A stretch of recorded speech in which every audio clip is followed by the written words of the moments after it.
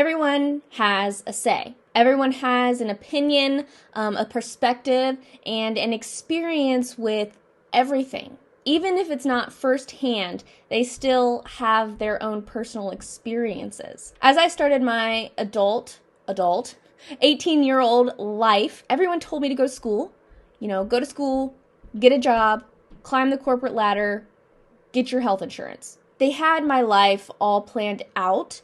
They had a roadmap for me, a roadmap that included my 1, 5, 10-year goals that I needed to reach. They had it all planned out. What do you do, though, when what everyone is telling you is right and what everyone is telling you should do feels so wrong? Hello, my name is Ellison, and welcome to my channel, and welcome to this new era of content. This is a place where women are encouraged and invited to really feel safe and be their most authentic self. Women in general do not have a very one-track mind, right? They have a very flowing, expressive, creative mind. I know that I've been told personally, and I know that a lot of women have been told that that is wrong, that it is stupid, or that it is purposeless, and that we should have more of the rigidity of that structure of the masculine mindset. I have been on my own personal journey of moving out of this thought and out of this idea and out of this method of life, and really trying to move into the new era of life. And I cannot keep it to myself. So this is me sharing my personal self-development, my mindset shift, my feminine energy shift story. And I hope that you can relate to it and feel encouraged by it and join me on this journey of a new era. If that is you, then I really do highly suggest hitting the subscribe button down below to stay in the loop with all of my future content where I will be talking about this very topic. Before I go any further, I would like to give a quick shout out to our sponsor for today's video, which is Nail Reserve. Nail Reserve is an LA-based company that's mission is to help all women and men build their confidence, no matter where they are from or who they are, okay? Nail Reserve has an incredible line of 100+ high-quality, vegan, 9-free, and cruelty-free gel polishes, and they are releasing new colors each and every month. Personally, when I was looking at their selection of gel polishes, I was going to choose 4, and it was very difficult for me to choose because they have so many amazing colors. I ended up choosing 4 colors that included Sparkles, which is like a very beautiful, sparkly white color, Emerald Widow, which is a dark green, you know me and my green, Beauty in the Nude, which is obviously a very nudie color, and Wanderer, which is more of like a grayish nudie color. As far as application, I did 2 coats, setting the nail polish for 2 minutes between each layer. The result was absolutely flawless, and the application was not streaky, it was not lumpy, and it had this very bold and vibrant pigmentation. My favorite part about these nail polishes, obviously though, is how long they last. Personally, I do not have time. I don't know who does have time, but I don't have time to do my nails on a regular basis, on a weekly basis. Maintaining my nails is just a struggle. Let's be honest, it's a struggle. With Nail Reserve gel polishes, though, I have a flawless manicure for at least 2 weeks, and I don't have to worry about chipping, scratching, or peeling. That's annoying. That's annoying. I was super excited when Nail Reserve contacted me to partner with them. I feel like their brand is very much so in alignment with this new era of content that I'm creating, which is to basically be yourself shamelessly and to be your authentic self without fear and with confidence. Just be yourself confidently. Nail Reserve was very kind to give me a discount code today for you.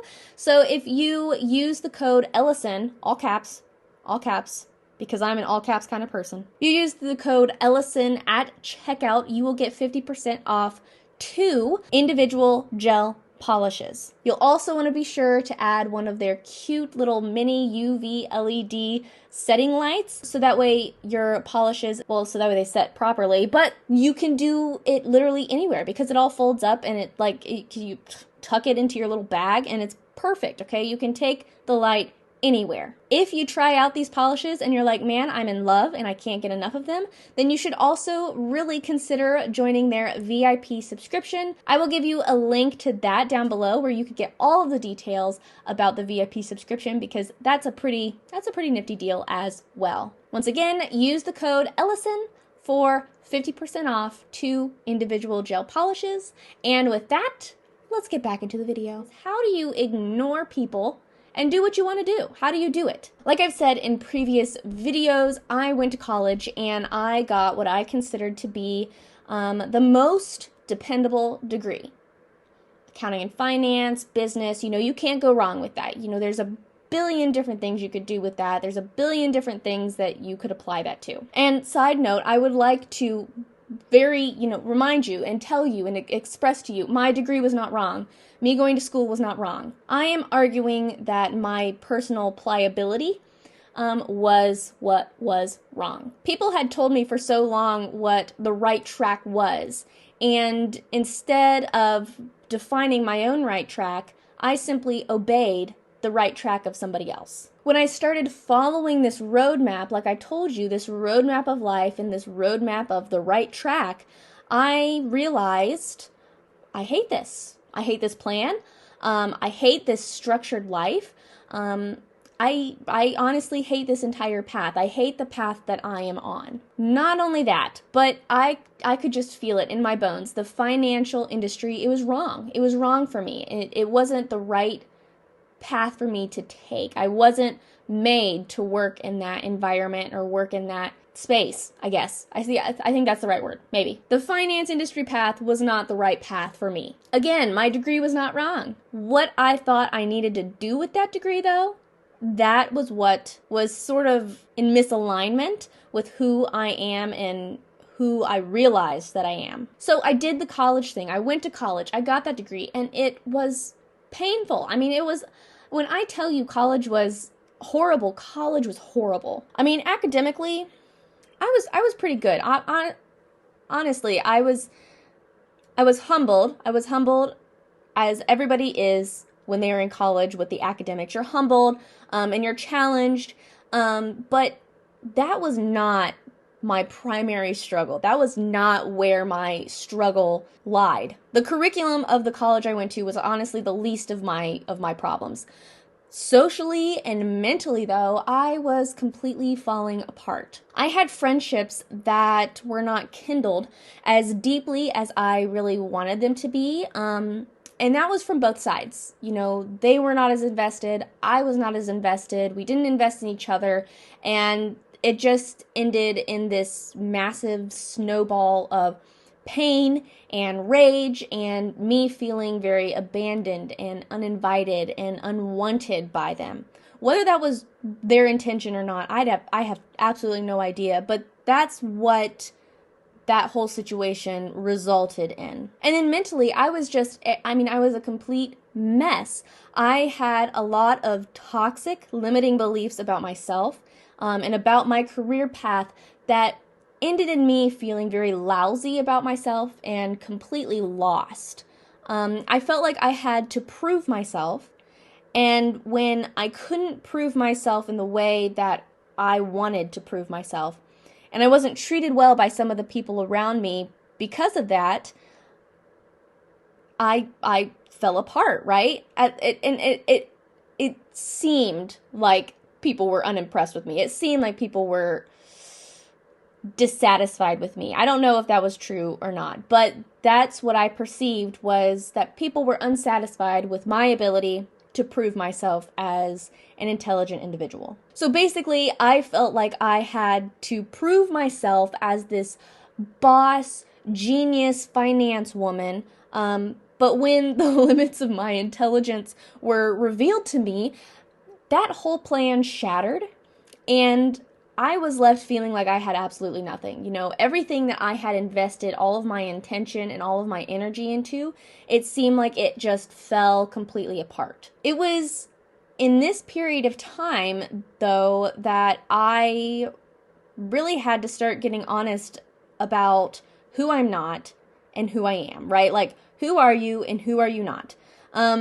It was this whole year of incredible enlightenment. It was painful. I mean, this was my sophomore year of college. I had senioritis horribly, but it was this whole entire year of struggle and pain, but also this enlightenment and this getting honest with myself. I wasn't healthy, but I was getting honest with myself. Let's define what was happening here. What I found out during this period of time was that maybe I'm not a climber of the corporate ladder. Maybe I'm not an 8-to-5er.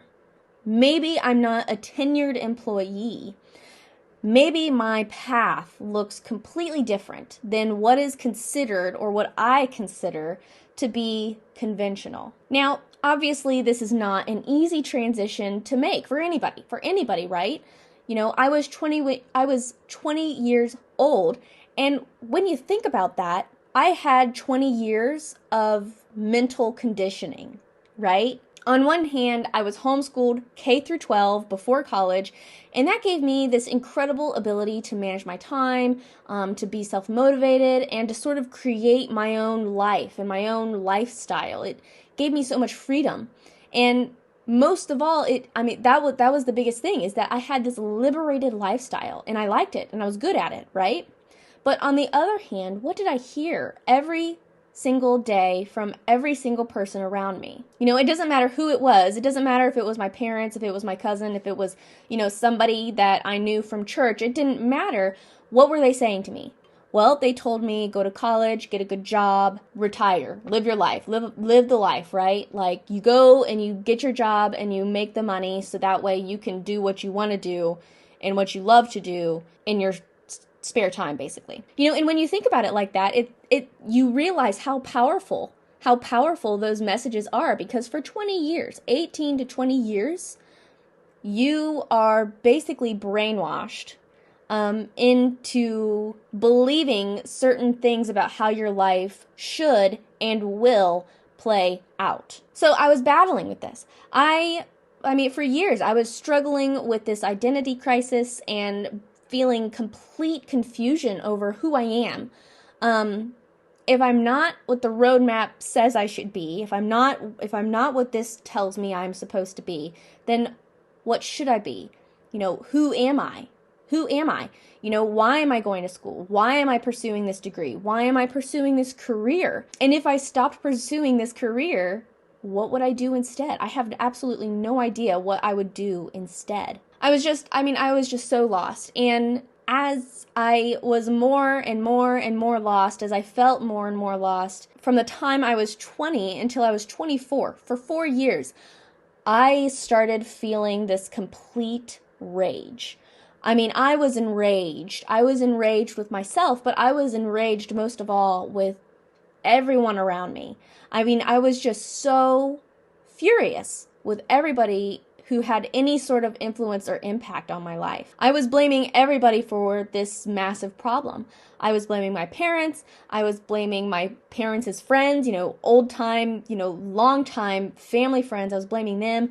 I blamed every adult influence in my grade school years. I blamed my friends at school. I blamed my professors. I was just furious with all of them. I was mad. I was enraged. I was just so mad. And I had one thought on my mind. Here it is. How dare you misguide me? How dare you tell me that I should be this, and I know that I'm not supposed to be that, and now I have to deal with the consequence. That's what was going through my mind. How dare you? How dare you? And what that statement boils down to is I was blaming everybody for the choices that I willingly and voluntarily made. When you look at it like that, that's pretty sick and twisted, right? It's pretty sick and twisted that it's like, listen, I made this choice. How dare you? Like, come now, right? So how dare myself, right? How dare I think that way and speak that way and believe those kinds of things. How dare to myself, shame on myself. But eventually, this rage really caught up with me. 2 years after college, I was still trying to figure out what I wanted to do. I had come to terms with the fact that I'm an entrepreneur, but I could not for the life of me figure out what I wanted to do with that. And like I said, I was still so angry. I was still so angry at this point. And it was at this period of time, 2 years after college, that I finally had this complete, mental breakdown. All of the pain, all of the rage, all of the limitations, all of the life blockages that I had in my life and just inside of me, they all sort of floated to the surface. And my mental world and what I had built completely imploded because, my foundation was literally on rage and trying to prove myself. Great foundation, Ellison. Good job. Good job, dear. No. I had taken so many actions based on my rage and on my desire to once again prove myself in a different way, right? I wanted to prove my intelligence before and prove the fact that I'm a girl and I can do what the boys can, right? And now it had shifted to, I'm going to prove that I can do what I want and that I can do it better and that I can basically disprove. I wanted to prove that I could disprove everybody else's beliefs of me, as if they had any beliefs of me. I was confronted, though, with how poorly I had treated other people in the spirit of my rage and my own self-promotion, right? In this, I'm different and this is who I am and this is what I'm doing and, screw all of you. That I was faced with how poorly I had treated people, whether it was just mentally how I had treated people or how I was actually interacting with them. I knew in the moment of this breakdown of all programming in me, I knew that I did not want to be that anymore and that was not the legacy I wanted to live. I knew that I had to heal and that I had to work through the spiraling thought patterns that were truly toxic and poisonous to my well-being and to my personal desires and the pursuits that I wanted to pursue. So I got help. I got a lot of help. I started seeing a counselor, and a lot of people, they talk about, I started seeing a counselor and it didn't work for like 10 years. But I'm convinced that's because it's really challenging sometimes to actually put into practice the things that your counselor or your, whatever is suggesting you do.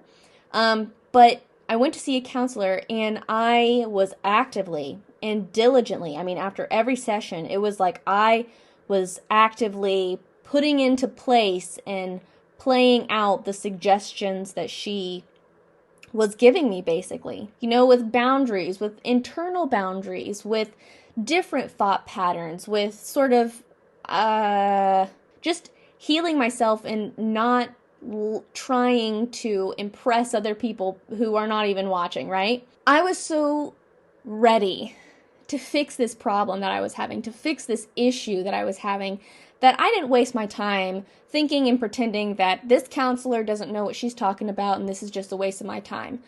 I was so ready that I kept my mind and my ears open and I simply absorbed and took the action steps and the advice that she was giving me. And I was able to get through my counseling program pretty quickly because I was just, I was like going hardcore at it, okay? I was working very hard to just get myself in this better mental state. Alongside of that, though, I was also looking into other avenues that I was doing on my own time to actually heal and to really try and release this rage in me.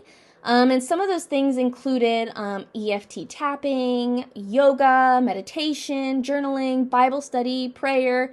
There's so many different things that I was doing, and I still do. I do those things like scattered all over the place in my life. I sort of feel my way through it. Like, I feel like I need to do this. I feel like I need to, I feel like I need to do a little bit of yoga. I feel like I need to meditate. I feel like I need to pray. I feel, whatever it is, I just sort of feel it out. And I'm still utilizing these different methods for healing and releasing, and I'm doing it. And it was then in this period of time that I really discovered what my problem was. And what the key to my problem was. Before I get to that, though, I feel like it's really necessary for me to sort of break down and give you some different questions that you should be asking yourself. And these were questions that I was struggling with and dealing with and going through, but I hope that these are helpful for you. So the first question that I, really sort of asked myself was, what do I have? Or let me put this in terms of you. What do you have that can be used for a different purpose than what it was obviously intended for? Like I said, I was pursuing a degree in accounting and finance, and in my mind, I had no option other than to work in accounting and finance. It was like, that's my degree, that's what that's what I have the diploma for, that must be what I have to do with it. Through this process, though, of healing and, realization, it was revealed to me that, yes, I went to school and I got myself a degree in accounting and finance. But I did not go to school to be an accountant or a financial advisor. Just because that's what I went to school for does not mean that that's what I'm using that degree for. I've been able to see that my degree is a tool. It's a booster for me. It's a value added aspect of my life. That's the question. What tools are in your toolbox of life that you've assumed, they have one job, they can only be used in this one way, but how can you use them and apply them to your life differently than what perhaps they're conventionally used for, or what you simply assumed they had to be used for? And I think that, personally, I believe that this is sort of a chance for your feminine creativity to sort of wake up, because you can decide how you are going to use what you have, because you have a lot already. The second question, what pain and limiting belief have you been living under because of a childhood perception and or illusion? My mom and I were talking not too long ago, and a profound idea came out of it. And it was this: 99% of our pain and our limiting beliefs are caused by childhood or childlike perceptions and illusions. I told you that for 18 to 20 years, I was programmed to think and function in a certain way. You can't prevent this from happening, okay? And no one is going to be programmed perfectly. Why? Because what is programming us and what we're surrounded by is imperfect. Nobody is programmed perfectly. It is our jobs as adults to sort through these programs and these perceptions and decide whether or not they are actually true for us, or true in general, right? I lived in a household of people who they lived that go to school, get the job, and make the money life. There's nothing wrong with that. There's absolutely nothing wrong with that. And they never told me that there was no other option. They never told me that. They never said that is absolutely what you need to do. They never said that. My childhood mind, the child, okay, Kid Ellison perceived that's the only option, okay? If I don't go to school and get the job and work the 40-year tenure, then I'm going to be unsuccessful, broke, and homeless. That was where my mind went. That is what I perceived as a child. While a child's mind is one of the most powerful and magical things, it is also being utilized by a very small person who does not understand 90% of what they are consuming, okay? And so while there are definitely things that absolutely they happened and they were said to you as a child, you as an adult have to listen to it again, have to listen to that track again, and you have to decide, number one, is it true?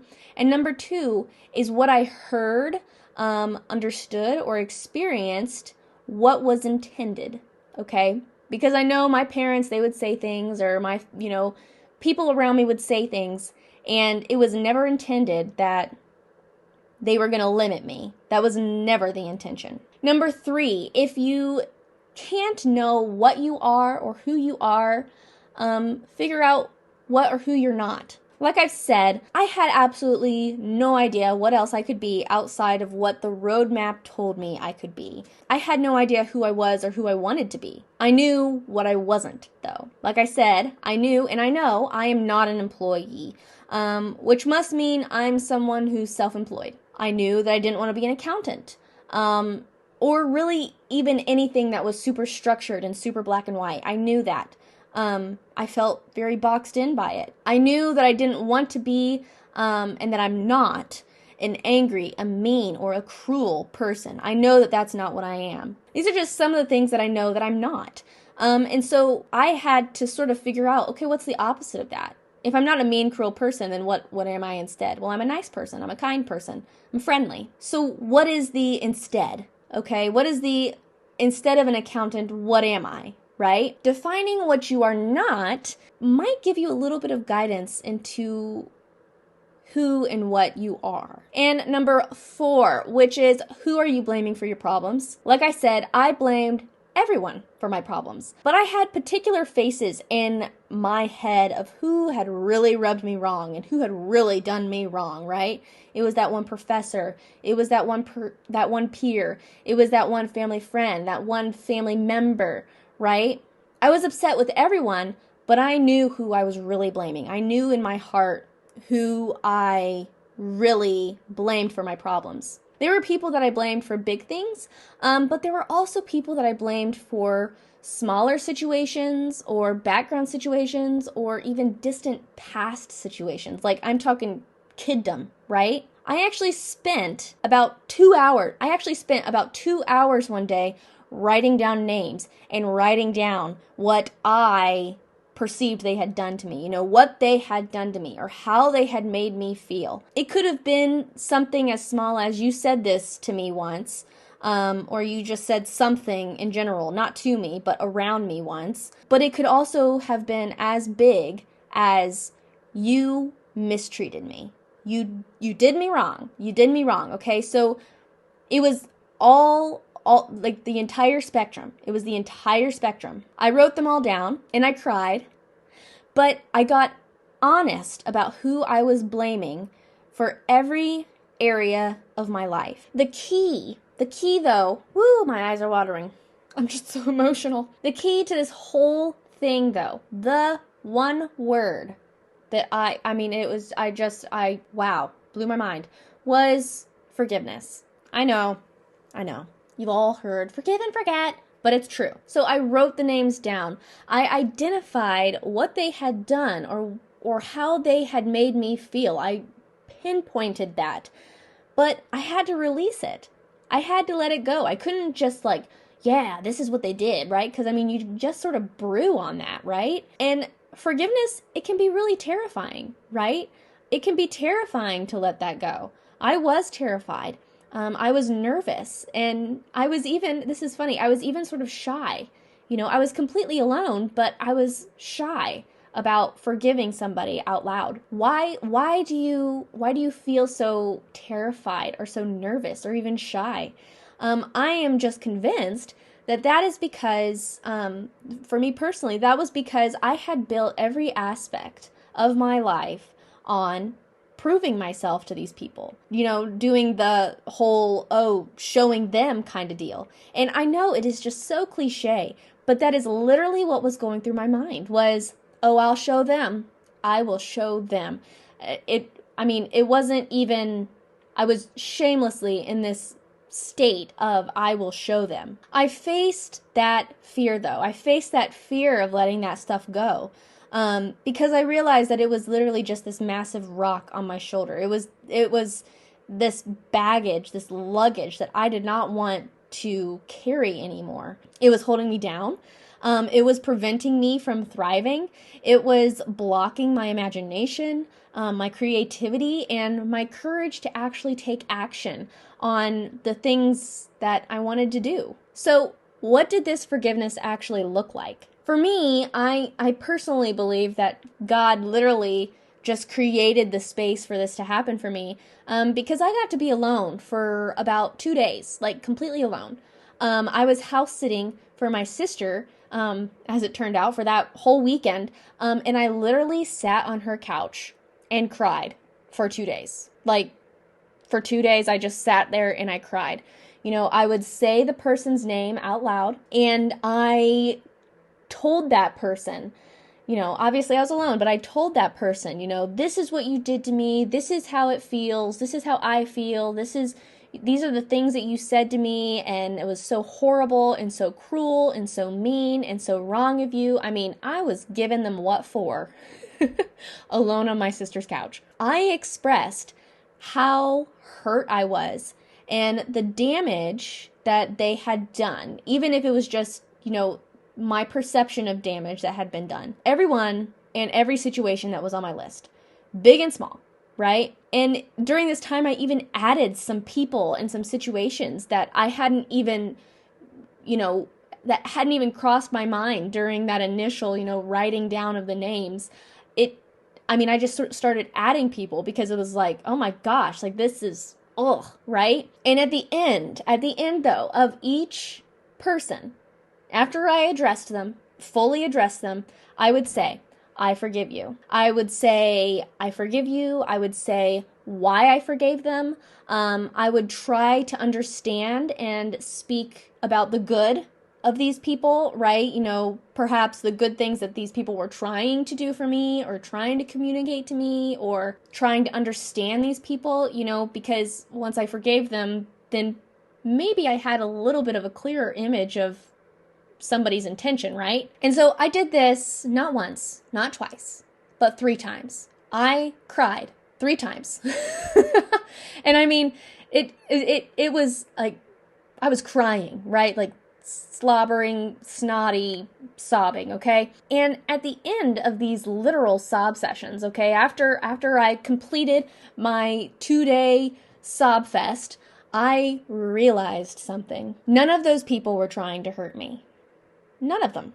None of them were like, oh, how am I going to get Ellison today? None of them. None of these people were trying to hold me back. None of these people thought that I did not deserve to thrive and succeed. None of these people thought that. In fact, every single one of these people were trying to help me. They were trying to help me. They wanted me to thrive. And the advice that they gave me and the things that they told me, it was not ill-willed, but it was simply all that they had and the best that they had to give me, okay? Now, I am not blind to the fact that there are people in the world that really do intend to harm you and really do want to hurt you, right?